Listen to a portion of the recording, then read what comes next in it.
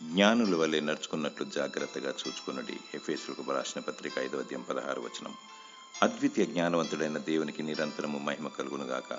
జ్ఞానము, బుద్ధి, వివేచన, తెలివి దేవుని వలననే కలిగినవి.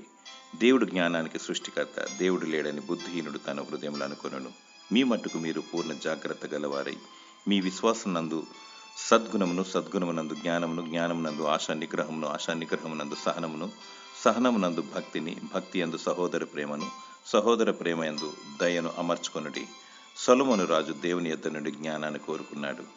సర్వ ప్రపంచములో ఉన్న జ్ఞానవంతులు ప్రపంచానికి ముప్పు తీసుకొస్తున్నారు. అది సరి అయిన జ్ఞానము కాదు.